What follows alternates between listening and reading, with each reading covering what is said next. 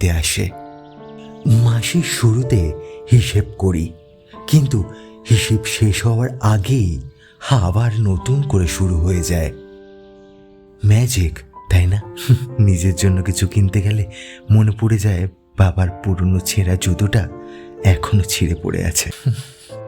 আমরা expensive dream দেখি না, কারণ জানি সেটা অ্যাফোর্ড করতে পারবো না।